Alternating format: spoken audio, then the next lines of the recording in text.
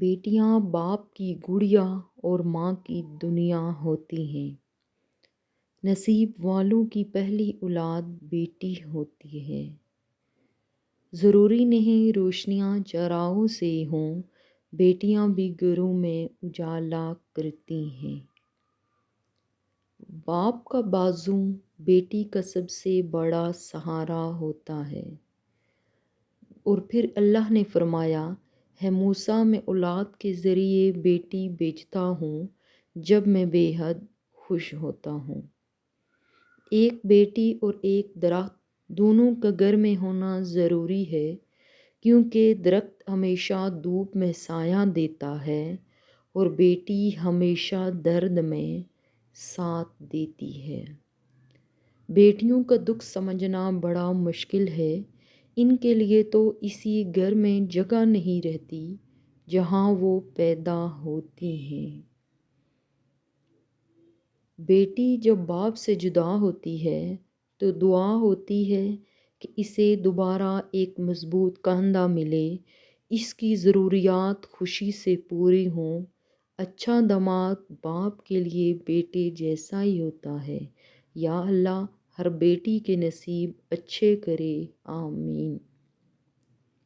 بیٹیاں پیاری ہوتی ہیں، ان سے پیار کیجیے کہ انہوں نے ایک پوری نسل کو پیار دینا ہے، ایک پوری نسل کو محبت کی خوشبو سے مہکانا ہے۔ اللہ ہر بیٹی کے نصیب اچھے کرے، آمین ثم آمین۔ چڑیا ہوتی ہیں بیٹیاں مگر ان کے پنکھ نہیں ہوتے۔ بیٹی کی ذات اگر مقدس نہ ہوتی تو حضرت محمد صلی اللہ علیہ وآلہ وسلم کی اولاد کا سلسلہ بیٹی سے شروع نہ ہوتا۔ بیٹیاں تو خوش نصیب والدین کو دی جاتی ہیں اور بد نصیب ہیں وہ جو یہ سمجھ نہ سکیں۔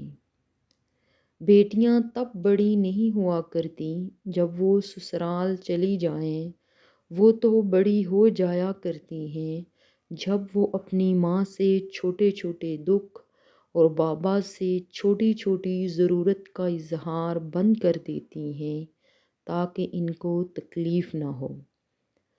حضرت محمد صلی اللہ علیہ وآلہ وسلم نے فرمایا، بیٹیاں گھر کا نور ہوتی ہیں، انہیں کبھی دکھ مت دو۔